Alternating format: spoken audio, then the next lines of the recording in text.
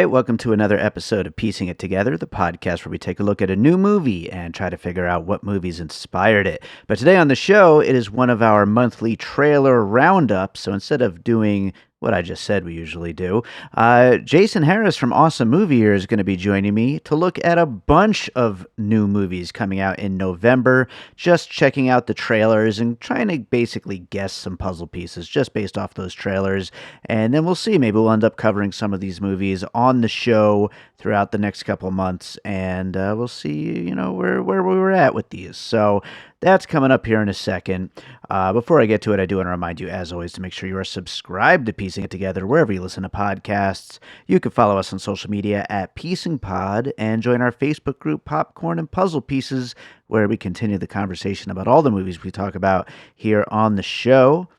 You'll also find out about all of the stuff I've got coming up, like, for example, our next live show at Downtown Cinemas on Heretic. That is going to be an awesome show. There's information in the show notes on how you can win tickets right now. Also, at the time that this goes up, I will be up at the Film Quest Film Festival in Provo, Utah, recording a bunch of episodes that are going to come out next week on a bunch of films playing at the festival. So that is going to be really fun. We got all kinds of cool stuff coming up. So make sure you're subscribed and following, so that way you'll find out about all this stuff as it comes. And one more thing before we get into this month's trailers, listener puzzle pieces. We got to take a look back. I actually got a bunch this month, so let's see what we got here. Starting off with, we did one of our backwards breaking it apart episodes on the 1993 Super Mario Brothers movie. Kevin Brackett, who was one of the guests on that one, he wrote in to tell me that he totally forgot to mention Dumb and Dumber because of the suits, which I love that. That's a great pull right there. I think the Dumb and Dumber could have been inspired by the Super Mario Brothers movie. That seems very possible. And then Darren from Nostalgia Cast mentioned Face Off because of their boots, their mechanical boots, which I think that's a really interesting one too. I love that. For Joker Folie à Deux, Aaron H. Min wrote in with Psycho because of Arthur's mother issues, and he even starts doing her voice at one point, which I'm honestly surprised none of us brought that up at the show. That definitely would have fit really well. So great one right there, Aaron. For Kinds of Kindness, Demetrius Sanders sent in a trio of Coen Brothers movies with Fargo, A Serious Man, and The Big Lebowski, with each one kind of fitting in with each of the three segments within the film. So that was pretty interesting, being able to... we always love including Coen Brothers as puzzle pieces, including three different ones and three different segments of a kind of vignette-style film. So that was cool. For Terrifier 3, which was another live show we did, Danielle Millward said it's the goriest episode of Lost ever, because of how it just introduces a little bit of story each movie. And I have never actually watched Lost. One of these days, maybe if I have free time ever again, I'm going to sit down and watch all of Lost. I would love to see that show. But I do know, J.J. Abrams and the whole idea of just dishing out little bits of information at a time. I can see where he's coming from there. And last but not least, for Saturday night, Antonio Palacios from the Cultworthy podcast mentioned Radioland Murders, which I've never seen, but I looked it up after he sent that, and that sounds great. I gotta watch that movie.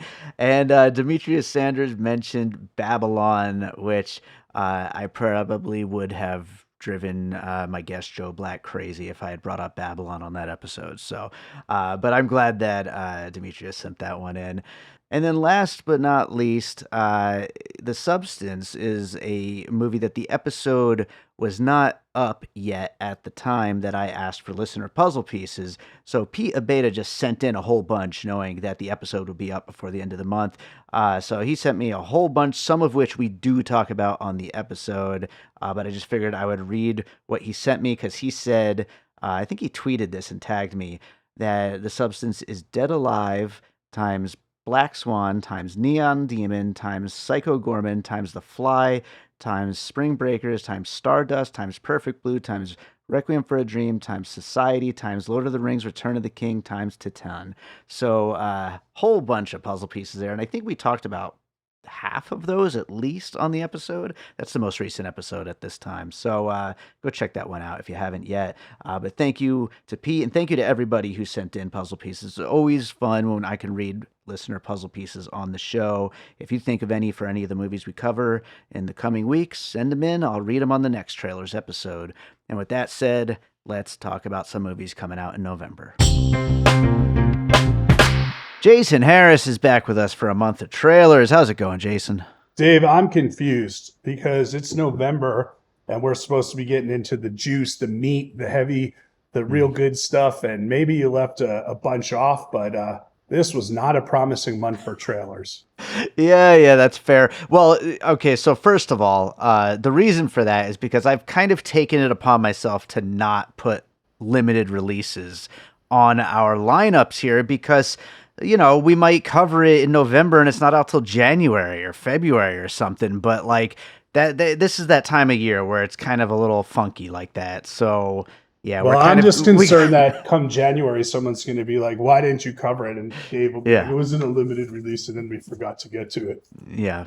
Or I'll have already recorded a full episode, and Jason won't get to talk about it. That's the most important thing. So. Absolutely.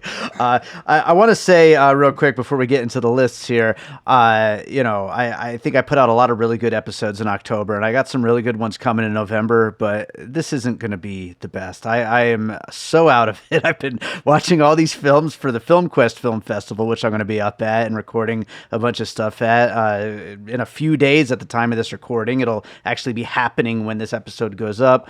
I'm out of it, Jason. You might have to carry me a little bit here. Oh, God. Good thing you're on keto, you fat slob. It's a little less weight to carry.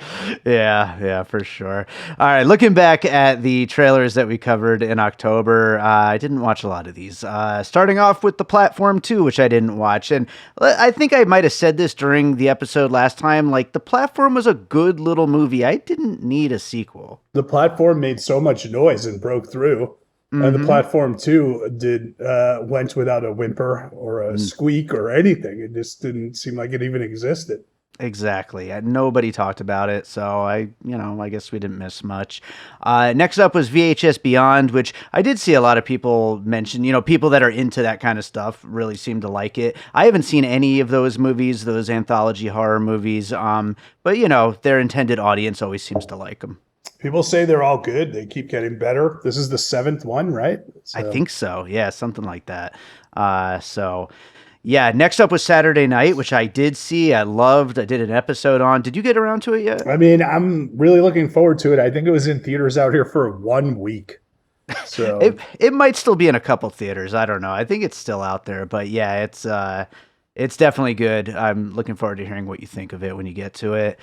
Next is Piece by Piece, the Pharrell documentary done with Legos, which I heard is pretty cool. I don't even know if it opens here though at all. I don't know if it's open yet either. I heard it's good, but I'm not sure. Did Pharrell produce this thing also? Yes. So that's what I think the issue is it's another one of these like, hey, I have so much control over my own documentary that, there's no real conflict towards the end point. And we just talk about how great I am. Like the Steph Curry one I watched earlier this year was so disappointing because of that. I wonder what my conflict would be if I produced my own documentary. What would I say about myself? Oh, I had a few things to say about you. Yeah, I'm sure you do. Brothers, I only saw one person mention that they actually watched it, and they didn't really like it. Another movie that just made no noise. Really. I was so excited for this one. Yeah. And then it came out, and there's no good reviews on it. And it's like, we're catching up on stuff we missed this year, and it just, bummer. Yeah, for sure. I do want to see it, though. But next up is Smile 2, which at the time of this recording is our most recent episode of Piecing It Together. I loved it. It's even better than the first one, I thought. And it seems like most people are really liking it more than the first one. Yeah, that's what I hear. Smile's not really my thing, although I would watch both of them. It just, hasn't happened. But I do like hearing that the sequel's even better than the original. So. Absolutely. Hard Truths tricked me because that was a limited release. It's not out here, but it's getting really good reviews, so I do want to see it eventually. Which one is that? This was the Mike Lee. I was going to say Mike Mills. Yeah. I was like, it's not Mike Mills. Yeah. What? Yeah, Mike Lee. Yeah, this is the Mike Lee movie. We both thought it looked really good. Yeah, I think Miriam Jean-Baptiste is going to get an Oscar nod. And I'm just judging from the trailer, bro. So yeah, it hasn't come out. You said that's one to mark down for sure. Definitely. Next up is Woman of the Hour, which this is a streaming movie that did make a little bit of noise. I haven't gotten a chance to watch it yet. This is Anna Kendrick's directorial debut. I've heard from everyone who's watched it that it's really good. I did watch it. Okay. So one, it just made me want her to do more dramatic roles. Like I don't need to see her in Trolls or hear her in Trolls. Sure. It's perfect. Like that's fine. She's done all that, but she's so talented. I want to see her do more stuff like this, right? Yeah. As far as the movie, I liked it. It's, nifty little, suspense type thing, an hour and a half. Structure's strange, but if you watch it, you understand why the structure has to be why it is, because they basically ran out of story from the A story. So they had to kind of add some stuff. So it worked. It was good. It was a solid directorial debut for Anna Kendrick. And right on. She's very good in it. And what's funny is, one of the movies we're talking about this month has Pete Holmes, and Pete Holmes has a nice supporting role in Woman of the Hour, as a lot of like kind of newer faces or more unknown faces. Pete Holmes we know more as a comedian and an actor. Sure. And you're like, cool, you're taking really cool, unique roles, and then wait till we get to this month. Yeah. Well, we'll talk about that one in a little bit. Next up is The Family Pack. I remember, wasn't this like werewolves or something? I don't know. No, that was the game where they're playing like a game and they go into Dungeons and Dragons world or whatever. Right. I don't know if that came out. Nobody talks about it. Have you ever made a pact with your family, Dave? I make pacts with my pets to make new albums that come out December 6th. That's not a thing, dummy. That's not a pact. That's just you doing something. A pact would be like Rich and Sonny ran over their neighbor and you had to bury the body, and the pact would be we'd never tell anyone where it is. But if you go to Rich and Sonny's backyard, you could probably find it. Yeah, they're not going to dig too deep, I'll tell you that much. Next up was Venom: The Last Dance, which just came out at the time of recording. I realized that I might never get to this movie. I'm going to be away all next week. I got ketchup the week after. I don't think it's ever going to happen. Ketchup on my sandwiches. No, I'm going to be catching up from having been away. I'll have a lot of like podcast editing and stuff like that to do. Oh, catch up. Yeah. See, enunciation counts. If anyone can tell you that, it's Tom Hardy, star of Venom. This just came out, so we don't know. Yeah, absolutely. And then the last two, Don't Move and Your Monster, neither of those are out yet at the time of recording. They were recording a little bit before the end of the month, so they'll be out this week. It was a monster, Rich and Sonny Rosen, for murdering their neighbor and burying him in a shallow grave in their backyard. That dead person doesn't move. Yeah. All right, let's move on to our list for this month, starting with Robert Zemeckis reteaming with Tom Hanks and Robin Wright for Here, which will be in theaters November 1st. His usual, kind of special effects, kind of thing that he loves to do, Robert Zemeckis. It's these two people are performing as different people over the years in one house. Am I getting that right? Is that what's happening? Like for decades or even centuries in one location? So I'm not sure if they're different characters or if it's just their life from like when they were young until they're old and it's all in one room.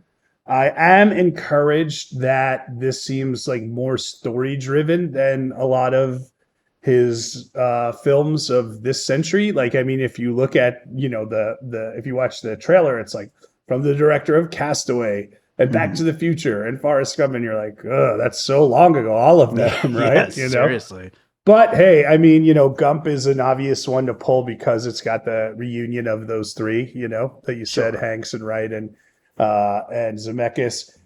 It does look interesting. I thought of the film Tape, the Richard Linklater movie Tape, because that all takes place in one room, but that's real time. And then as far as the kind of jumping through time, I'm thinking of ending things so you can't mention it. Ha ha ha, your face. And then there's a Robin Williams movie called Being Human where he played like a bunch of different characters throughout like different centuries. And it just kind of felt like maybe that's the thing here. Like, are they doing different characters? I don't know. But I'm more encouraged to see this than I have been for a while in the Zemeckis movie. Yeah, I'd agree with that. I am more interested than anything he's put out recently. So I've got for pieces, speaking of you trying to block my Charlie Kaufman with, I'm thinking of ending things. I have adaptation on mine because there is a sequence where Charlie Kaufman, he's like struggling to adapt The Orchid Thief, and he starts, thinking of the idea of including everything that's ever happened in it, and it shows from like single cell organisms through dinosaurs through a comet hitting. Isn't that in cave every people. movie he's done? I mean, Human Nature was that. Like, I mean, It's a thing. It's a thing for him for sure. And so I think maybe he'll like this movie here. So I had that, and then I had that final shot of Gangs of New York where Scorsese shows the New York growing, from the ground all the way up to, the skyscrapers and everything. So that's really all I had for that one. But I'm interested to see that Being Human movie. I wonder if that's any good that you mentioned. I just, it's one I never watched, but having used to work at a video store, I just remember the box cover and the film. Yeah. Right on. I'll have to check that out sometime. Next up is The Best Christmas Pageant Ever in theaters November 8th. It kind of looks like a Hallmark movie or something. This is the one you mentioned Pete Holmes is in, about this family who takes over a church pageant. You gonna watch this one, Jason? No, it looks so bad. I was like, oh, cool, Judy Davis. Oh, cool. Oh, God, this looks so bad. So the woman takes over the church pageant, and then, there's a rival group of kids who want to join, and they're like, well, the Armstrongs can't join. They're bad kids because, the church, they have to throw kids out. And it just is like, you already know where this is going. We're going to find out they don't have parents, and these people are going to adopt them, and they're going to be a happy family. And this just looks so terrible. And I didn't read the article, but what's the guy's name? Dallas Horton, is it? The I don't director? know.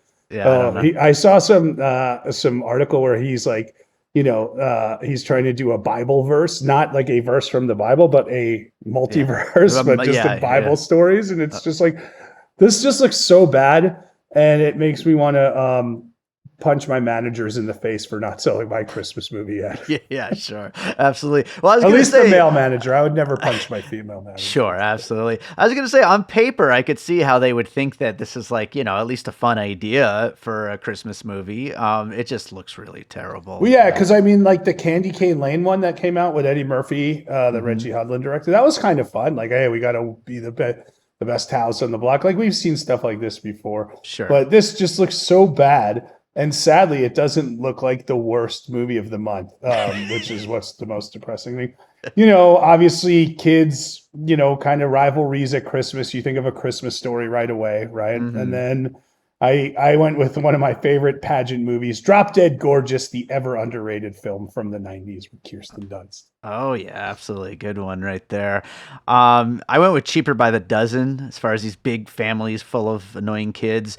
But the real one I thought of was Addams Family Values, as far as, the Addams Family kids, destroying a school play. That's Thanksgiving, not Christmas. But, that kind of thing going on here. So, Dave, if this is as good as Addams Family Values, I will buy you a keto-friendly lunch. Oh, that's very nice. And I'll tell you what, I have zero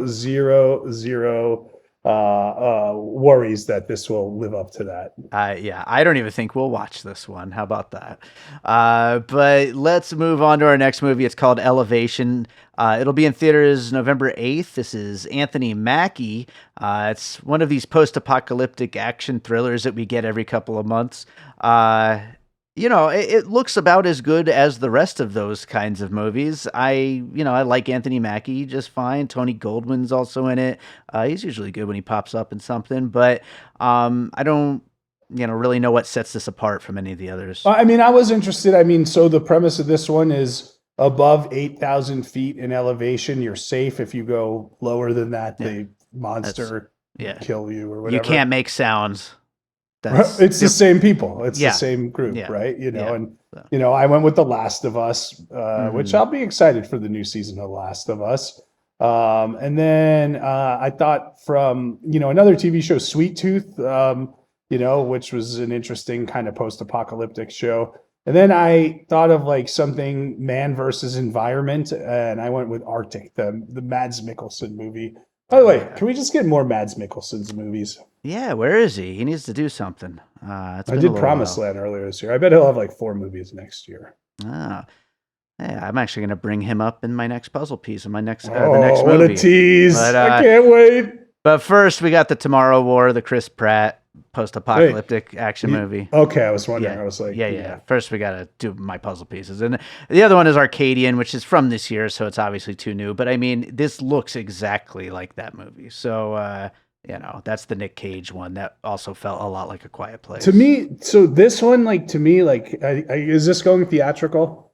It says it is. It does not look like one, but it says it is. Right, because to me, this is like cool. It's like, it's a Wednesday night. I'm just on my couch and I need something to watch. Like, I would totally put this on. Sure. But we'll see what happens. Absolutely. Next up is Small Things Like These, which will be in theaters November 8th. This stars Cillian Murphy and Emily Watson. This is a movie about like a small town couple, and the guy, he sees some bad stuff happening at the church. Basically, we got a couple of bad stuff happening at the church movies coming up here, but so crazy because bad things never happen at the never, church. ever. But this looks good. Looks like a solid drama thriller. Yeah, that's got Ben and Matt as producers. So if you're Affleck Damon completist, you got to go to this one. So exactly. I mean, I thought of Immaculate from earlier this year, of course, right? Bad things happening at the church. Mm-hmm. And I also put it's fun. I put the movie Doubt. Do you remember Doubt? Absolutely. Yeah. I'm going to bring up Doubt later on in this conversation. But yeah, I agree. Doubt would fit here for sure. Immaculate is awesome. I put Philomena, some kind of secrets happening at a church. But the one, speaking of Mads Mikkelsen, I thought of The Hunt for this. Obviously a different kind of story, but it seems like the whole town just wants for the greater good to just like sweep all this under the rug and just, not have to deal with it anymore. And it kind of reminds me of what happens with Mads' character in The Hunt. And we don't know. I mean, from what I could see, this looked like adults abusing or treating other adults badly, as Possibly. opposed to, so we don't know if it's going to go, a more disturbing route than that or anything. Absolutely. The other bad stuff at the church movie, Conclave, November 8th in theaters. This is Edward Berger's new film, who did All Quiet on the Western Front, the remake from a few years ago that was nominated for like every Oscar. This stars Ralph Fiennes, Stanley Tucci, Isabella Rossellini, John Lithgow, about the election of a new pope, but then they find out some kind of secrets about the former pope, and it seems like everybody may be implicated in whatever happened with that former pope. This is a movie that it seems like everybody's kind of raving about in advance. And the word is this might be Ralph Fiennes' Oscar. And like, if you think of actors who have like, you could have given it to him 3 or 4 times already, right? Like, yeah. And what I love about Ralph Fiennes is, and especially with the stuff he's been doing with Wes Anderson, is like, he's really adept at comedy and he's showing that, but he never plays like the joke. He just plays the honesty, the truth of the scene. Sure. So yeah, I'm excited for this. I didn't see All Quiet on the Western Front, but I think I'm going to have to watch that before this one.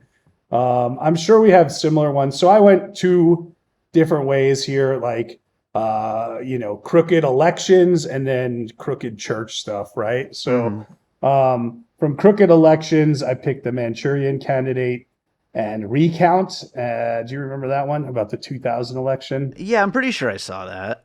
I also put Primary Colors because of the idea of like what is and what isn't visible in a campaign. And then, I mean, I'm sure you probably had Doubt here. I put Spotlight here as our church sweeping things under the rug on this one. Absolutely. Yeah. Spotlight would be a good one too. I did have Doubt for sure.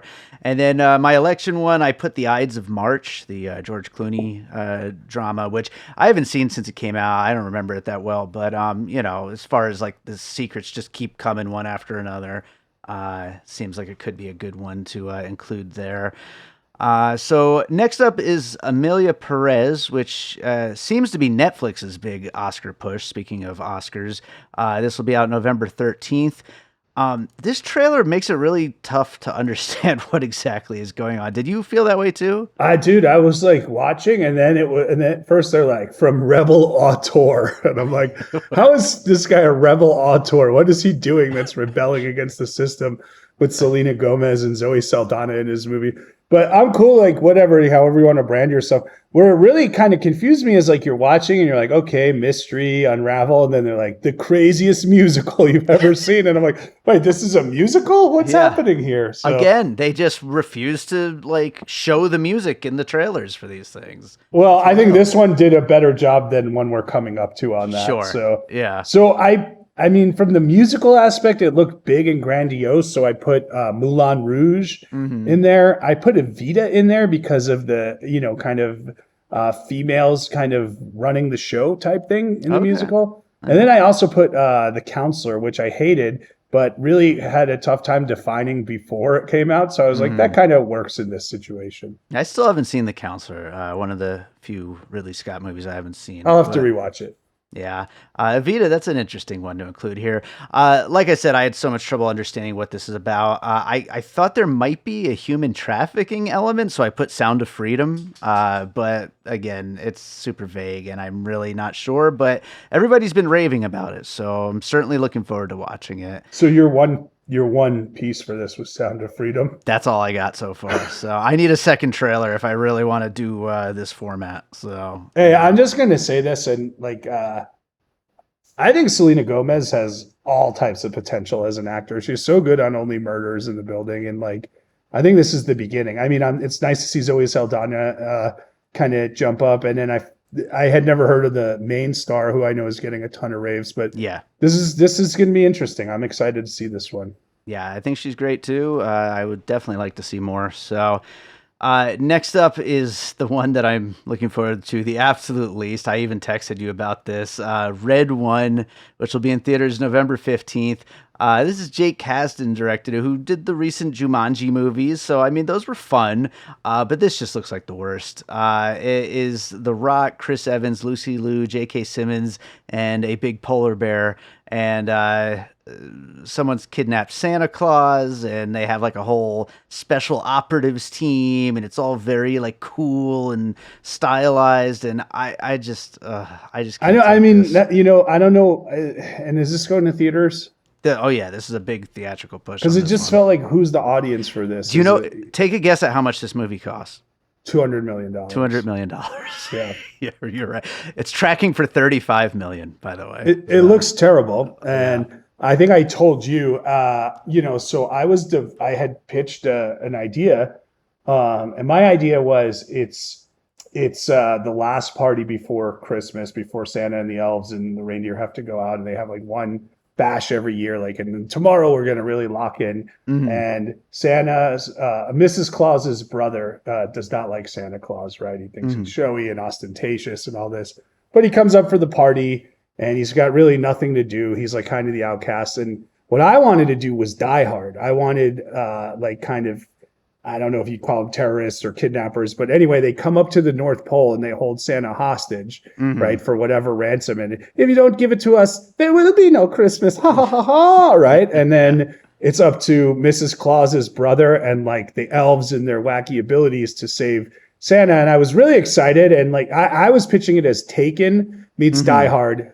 as a Christmas movie. Right, yeah. And people were like all into it. You got to write that next. You got to do that. And then this fuck face platter of fuck came out. This steaming shit pile came out. Yeah. And you watch it and you're like, oh, well, someone beat me to the punch on a great idea. No, you're watching it and you're like, you fucking burned a great idea, you pieces of crap, right? Well, that's the thing. Like, just like with that Pete Holmes one, like, on paper, you could see how this would be a good idea. Your idea sounds great, but it's just, there's something about the attitude of this and like just the point of view of it is just so just cringy. Like, what's the last good movie The Rock was in? I mean, for me personally, it's probably Rampage, but I mean, I know most people would disagree with that. And that's what, 15 years ago? Roughly. Yeah. And the last good movie Chris Evans was in was probably Knives Out? Yeah, no, that sounds about right. Yeah, because he's been doing a lot of that Netflix stuff. And the last good movie J.K. Simmons was in? Whiplash, I guess, right? Okay, I think maybe he's done one or two after that, but Yeah. these are three actors who are capable of so much more than this garbage, right? So it really looks terrible. And like, I just feel like they were like, "Hey, Chat GPT, write me a script about Christmas in an edgy kind of tone that's PG-13." And like, what? Why are there talking polar bears? I know, the excuse of, well, things are different up here, right? It just looks terrible. Arthur Christmas, a very great movie of like kind of like doing Santa Claus in the North Pole and Christmas as kind of like a militaristic operation. I really love that movie. Die Hard, Fat Man, Taken. Those are the ones. Leave me alone. Fuck off. Yeah, absolutely. I put Spirited, that Will Ferrell, Ryan Reynolds movie from last year. Pretty fun. Yeah, so that kind of thing. The attitude of it, the edginess of it reminded me of Bullet Train and The Fall Guy, both movies that I didn't really like very much. And I also put Abraham Lincoln Vampire Hunter, just that whole kind of like goof of a movie kind of an idea. So. Yeah. This just looks like a wasted concept, and the writing looks bad. The effects look bad. Like nothing in this is appealing. The leads don't seem to have any chemistry. Yeah. I don't know. Weak. Yeah. Let's move on to Wicked, which Hollywood really hopes is going to be huge. This will be in theaters November 22nd. It's the first part of a 2-part adaptation of the insanely popular stage musical. It has a big cast. It's got everything behind it. I don't know if it looks great. Does it look great to you? No, and it's directed. Is it John M. Cho who did? Yeah. Right. So he did In the Heights. So that's and obviously Crazy Rich Asians. So look, I love musicals. I was Kristen Chenoweth's personal handler at an event once. Nice. And here I'll even give you a deeper cut of a backstory.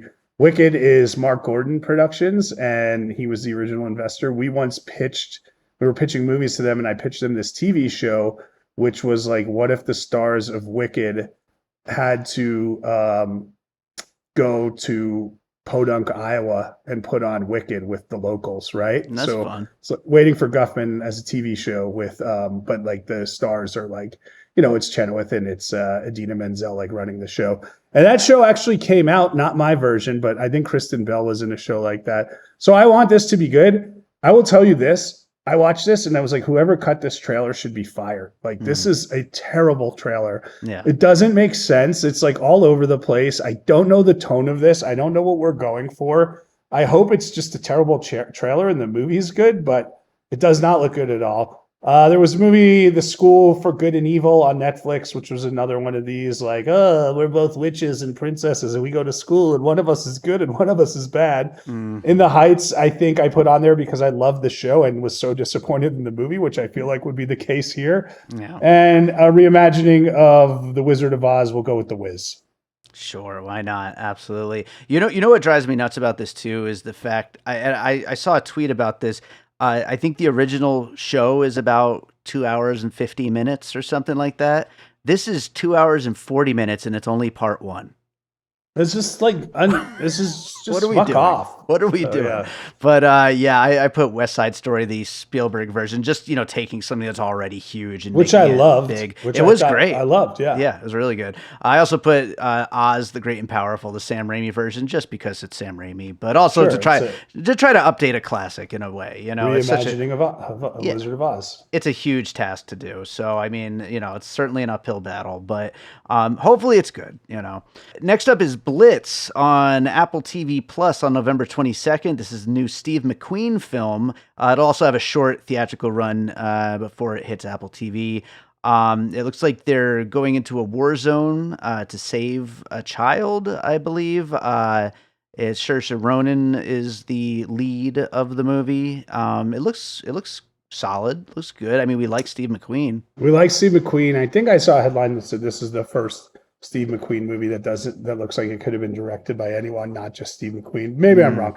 I don't know. It looks all right. It doesn't look great. Saoirse Ronan's gonna have a big winter with this in the outrun. Yeah. I immediately thought of Atonement when they were in those kind of tunnels, sheltering from the bombs. This I'm guessing is World War II here. And from what I can tell from the preview, it's a mom who's looking for her son in the Right. war zone. Yeah. So I thought of The Changeling, that Angelina Jolie movie where the kid, goes missing and she has to keep looking for him, in the movie Prisoners, which was similar in a different time period with Hugh Jackman doing the same thing. Prisoners, that's an interesting one to include on the list for sure. I like that. I thought of Saving Private Ryan, going into a war zone specifically to save one person. Also, 12 Years a Slave, Steve McQueen, as far as two people just trying to find each other basically amidst just all this awfulness, So definitely going for that kind of a vibe again. Did this trailer pop for you at all? Like, No, not really. It looks very streaming. It looks like an Apple TV thing, but Yeah. I'm hopeful though, good cast, Steve McQueen's good, so I'm definitely hopeful. So next up is Spellbound. Will be on Netflix November 22nd. We get a Netflix animated movie every 3 or 4 months. It's another one of those. It's about a princess whose parents are literally monsters. So that's the they turn into thing. monsters because they went into the woods and now they have to find the spell to reverse it, or else they'll have to lose their kingdom. Does your daughter think you're a monster? Yo, my daughter, who I love, let me tell you what she said to me the other day, right? We're recording this before Halloween. Uh-huh. She was going to have a sleepover on Halloween. And I said, with some of her girlfriends, and I was like, do you want me to get pumpkins? You guys can pay pumpkins. You want an ice cream sundae bar? And she goes, or we could just lock you in your room for the night. And I was like, I hope you and your friends like sleeping in the garbage can. What happened to you? That's awesome. I love it. What do you got for pieces here? And this is the first Skydance John Lasseter fully in charge pick, right? I think this is his first one where he's fully the guy. Yeah, I don't know. That's a good question. Yeah, I thought it was because, even in the preview, they're like, from the mind who brought you Toy Story, Cars, Toy Story 2, Cars 2. Did we say Toy Story 3 yet? Yeah. So I think they're really going hard at that. Mismatched family outing, Little Miss Sunshine, mismatched family outing, animated on a quest to do something to save the family, Onward. And lore that doesn't necessarily make sense, Raya and the Last Dragon. Yeah, okay, interesting. I went with Ruby Kraken Teenage Dragon, which was fun, and her parents. Was that her name? Wasn't it? It wasn't Ruby Kraken Teenage Dragon. It was Ruby something Teenage Kraken or something. I told you I was going to be out of it for this one. Yeah, I don't remember her name, but it wasn't Ruby Sparks? No, that's a movie with Paul Dano. So. Ruby Kraken. I'm just going to type Gilman Teenage Kraken. Yeah. Okay. Ruby Kraken Teenage Kraken. Dragon Kraken, the Dragon Kraken. I can't believe we have 2 more movies to talk about. I'm like falling asleep. I told you it's not these trailers. They like Conclave looks good. Yeah. Elevation looks like it could be good. Mm-hmm. And there's like one other one in there that I was Emilia Perez. Those are like the 3 where I'm like, all right, these are cool. So, yeah. And here we're hopeful for, but whatever. But the rest of these look just not good at all. Yeah, not small things like these that could be good. That looks good. That looks very good. The next one looks good. The Piano Lesson. It's Netflix, but it's based on an August Wilson play about generations of family and their piano. That kind of like takes them throughout all these different generations, which is interesting because it seems like a counterpoint to Here in a way. Right. I thought that as well. So it's interesting that's what's going on. Yeah. I don't know. I mean, it's Malcolm Washington, Denzel's son, who's directing it, right? So, yeah. And if I'm not mistaken, Fences, the movie Denzel starred in, that's an August Wilson. That's also too, right? August Wilson. Yep. So I thought of another movie with Samuel L. Jackson with a musical instrument that kind of is the crux of the film, the red violin. And I thought of the movie Shine because this is about the family dynamics around a piano player. Okay, right on. Yeah, the Red Violin, that's a really good one to include here. I also thought of Ma Rainey's Black Bottom, which is also another August Yeah. Wilson to bring up Fences, so bring that one up as well. But yeah, as far as just music being the central theme for a family like this, and so yeah, I don't know, it looks solid. You got John David Washington's in there as a supporting role, so getting the family together. No, So you know what I want to do, but I am happy that Samuel L. Jackson's doing so many, like he's not just Nick Fury anymore, right? Like it he's like, I made finally a he's starting to do billion some other dollars. stuff. Yeah. Yeah, let me go out and like do some cool movies and TV shows. Absolutely. So our last one for the month is Moana 2 in theaters November 27th. Originally meant to be a limited series on Disney Plus, Yeah, but they so you know it's repurposed going to it. be good. It's got to be great. Yeah. Seems like they're going on the road with this one. So here's where I admit I've never actually seen Moana. Moana's good. Yeah, It's everybody good loves and it. Yeah.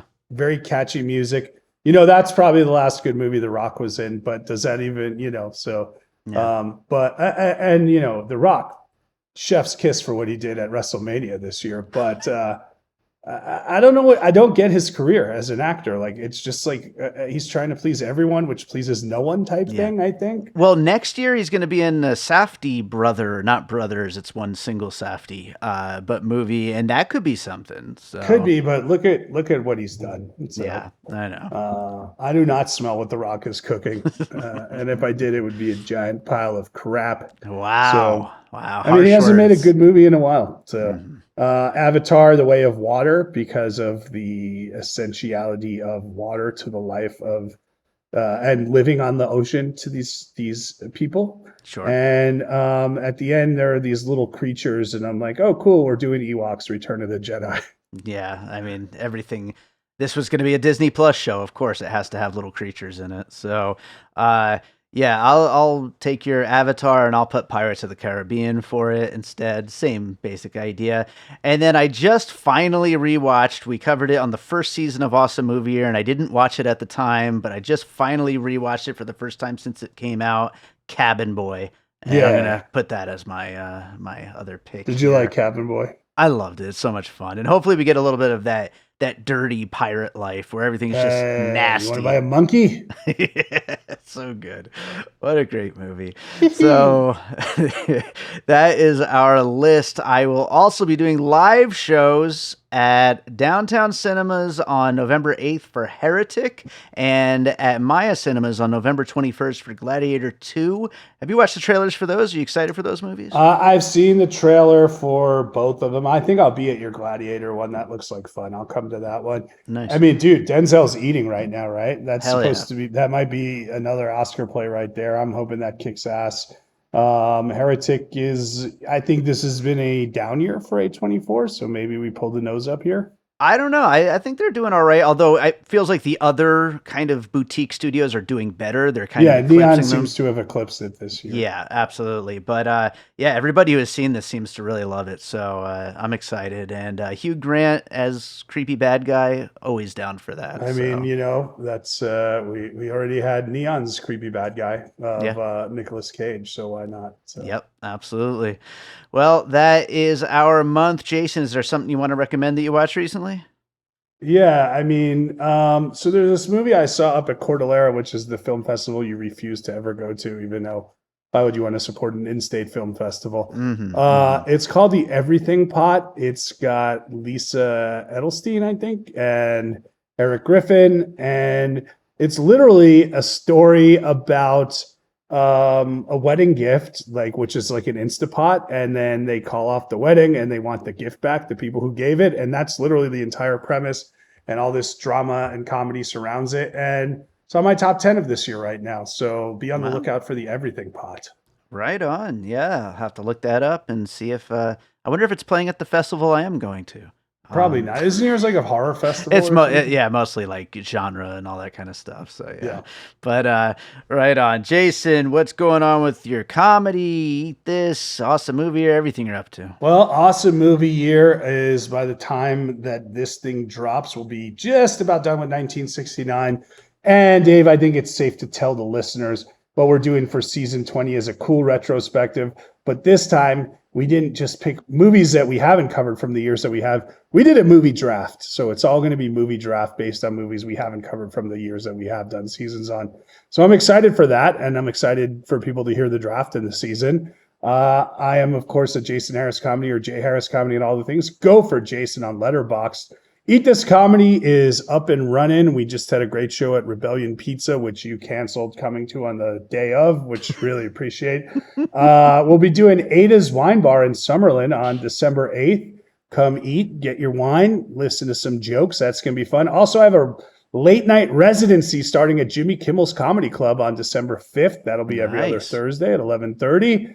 And we're running trivia nights. The trivia party is back. Tuesdays at Smoke and Fire, Wednesdays at Lucino's Pizza, 5:30 p.m. Come and play. Jason, you are going to see me at one of those trivia nights sometime soon, I promise. But the 11:30 thing's not happening, though. What about Ada's? What about Eat This Comedy at Ada's, Dave, huh? That's a possibility. You say right now that you're showing up. I got to check my schedule, see what's going on. All right, so I hope you enjoyed that conversation about some of the movies coming out in November. Thanks for bearing with me there.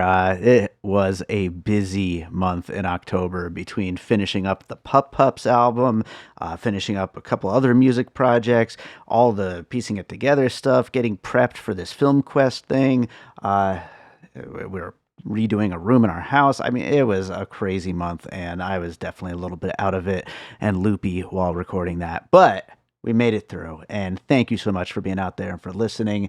If you're enjoying piecing it together, make sure you are subscribed.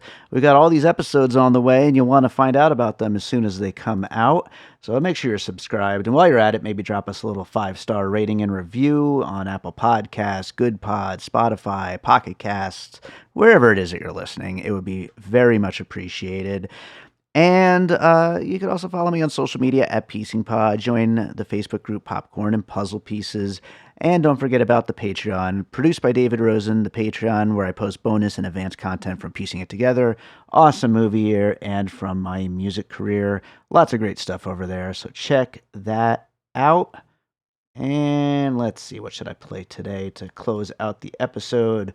I always got to play a piece of music to close this out. I'm going to go with something from my current 24 for 2024 series, where I've been releasing a new song on the first and third Friday of every month of the year. 24 new songs coming out in 2024. It's been a busy year. I've probably played whatever I'm about to play before on the show, but hey, why not? I'm going to play it again because some of this stuff is really damn cool. I'm going to go with a track called Eye of the Storm. So this is, again, from the 24 for 2024 series. Hope you enjoy it. We'll be back with more Piecing It Together real soon.